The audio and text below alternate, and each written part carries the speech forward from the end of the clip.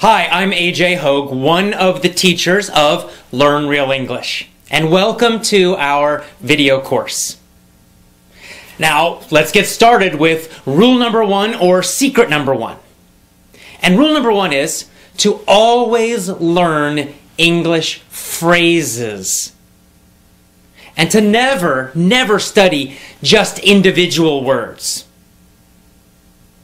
So, in this course, we're going to teach you a totally new way to learn English, a totally new way to study English so that you can speak English quickly, easily, automatically, powerfully, confidently.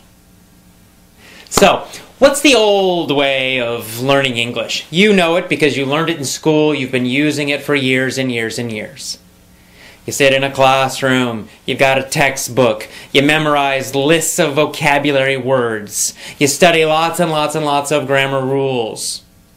You do lots of reading and little fake conversation drills and activities.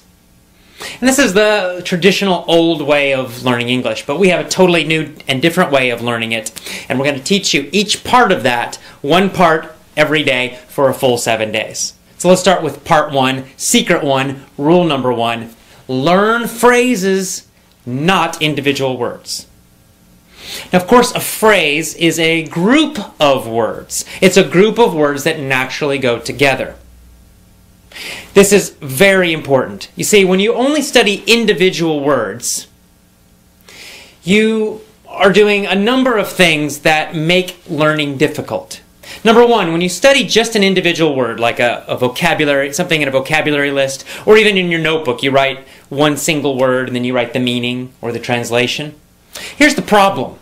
That word has no connections to anything else. Therefore, it's difficult for your brain to remember it. That's why you have to keep repeating again and again. You look at that list and you try to memorize it. And then the next day you forget, and then you go back and you try to memorize it again, and again, and again, and again, and again, and maybe after a very long time you might remember it. But most likely you're going to forget it, especially long term. And yet that's the way most students are learning English and studying vocabulary. Here's another problem with just learning single words. When you study just single words, you're not learning any grammar. But when you study phrases, you are actually learning grammar. It's a kind of an effortless, easy way to learn grammar. You don't need to think about rules. You don't need to think about anything. And yet, you will be learning correct grammar when you study groups of words instead of phrases. Let me give you an example of this. Let's just, take any phrase like, or I'll go to a simple sentence. He was a bad dog. He was a bad dog. Now, let's imagine that you're a new English student and, the word bad is new for you. Of course, I know you know it, but let's just imagine you go way back to the very beginning, your first year of learning English, and bad is a new word. Now, the normal way of studying that, you would write it down, bad, it would be in a little, a list, and then you would study, bad means not good, bad means not good. You'd probably translate it to your own language. And then after lots and lots and lots of time, maybe you would remember it. Well, using our system, you do something very different. You would write down that whole phrase.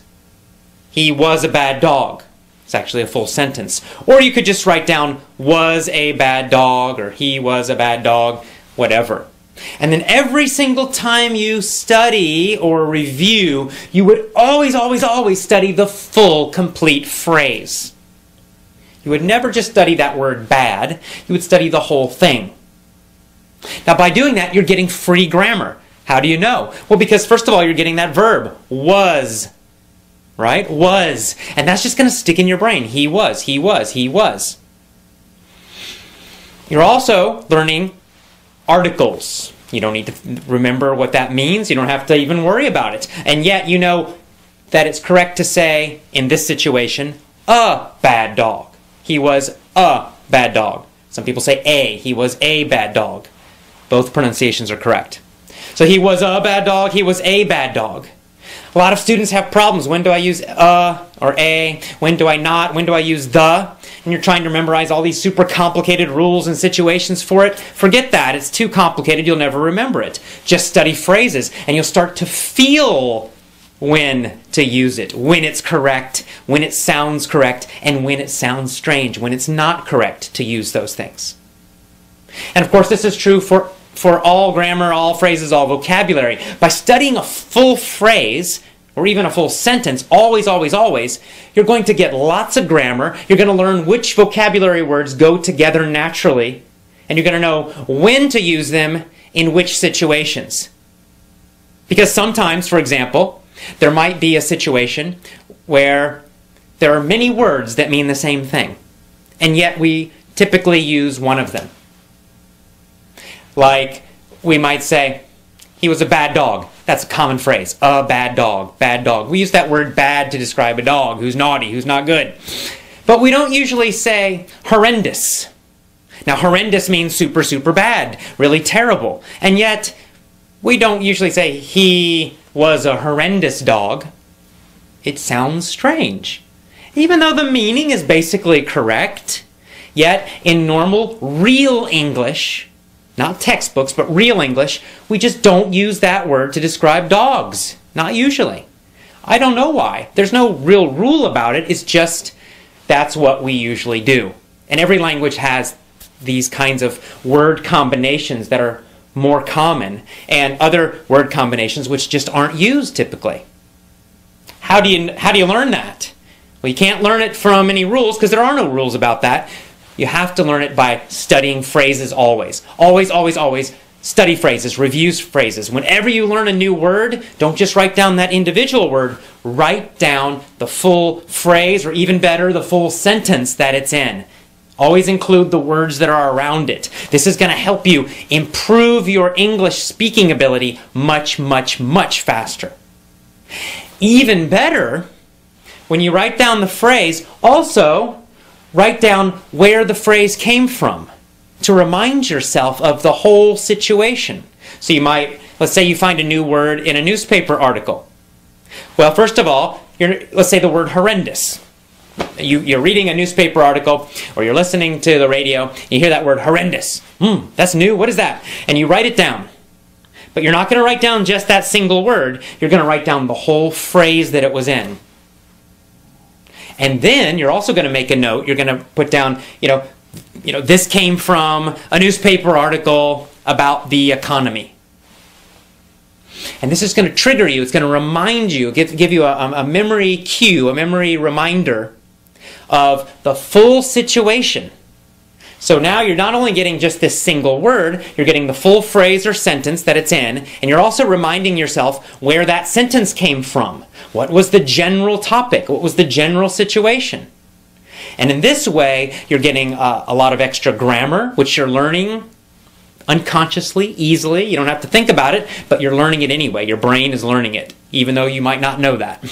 And you're also learning when certain phrases and certain words are used and when they're not used. You're learning which situations it's used or they are used in, and you'll of course know that in other situations you don't use it. Because as you learn more and more and more phrases, you begin to get this feeling of correctness, and you begin to know when to use certain words, how to use them, and you're also how to use the grammar correctly as well.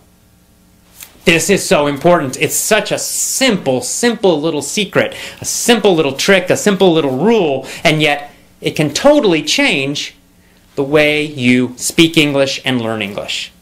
It's very, very important. So never, never, never study just an individual word, one word. Always study the phrase or the sentence, and always, always, always make a note where it came from. And you want those phrases and sentences to come from real English, which we'll talk about more later, not from textbooks. Here's another advantage of studying phrases and full sentences and always knowing the situation that they came from. Phrasal verbs. You guys know about them. You know all about phrasal verbs. They're a frustration for so many students, right?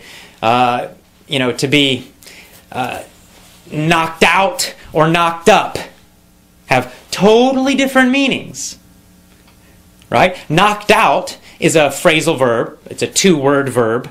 It's a verb phrase. And to be knocked out means to, like, it's like in boxing or sports. You get hit and you go, it's like you're asleep, right? Boom, knocked out on the floor. To be knocked up means to become pregnant. And we use that for women. Now, there's no way if you just look at the individual words to know the meaning. Right? Knocked out, knocked up. It's not logical. You just have to learn each one individually. But if you just try to study lists and lists and lists of phrasal verbs, you're going to become very confused. You'll start confusing one with the other. You're going to forget. And it's horrible, and you don't want to do that. It's not effective. It doesn't work. But if you learn those phrasal verbs from real situations, real sentences, real articles, real audios, real speech, and then you always study them in the whole sentence. So then you know the situation, right? If you get the whole sentence, the fighter knocked out the other fighter. And you're always studying that full phrase or sentence. The fighter knocked out the other fighter. You're going to just naturally know, you got that word fighter in there, helps you to remember the situation. And it helps you to remember the meaning of that phrase, knocked out. Or you could say, the woman got knocked up by her boyfriend. Right? So now you're like, oh yeah, boyfriend. It gives you a clue, gives you an idea of the meaning of that phrase. And you'll know that you always use that phrase in situations that describe pregnancy. This is much better than studying lists and lists and lists of phrasal verbs. So, what's our first rule? What's our first secret? Always, always, always study phrases, groups of words. Always write down a note about where the phrase came from to remind you of the situation. And no more, never again, study just individual words. And that's all. That is powerful secret number one, rule number one for learning to speak fantastic, amazing English. Start using this rule immediately today. Okay? We'll see you tomorrow for rule 2. Bye-bye.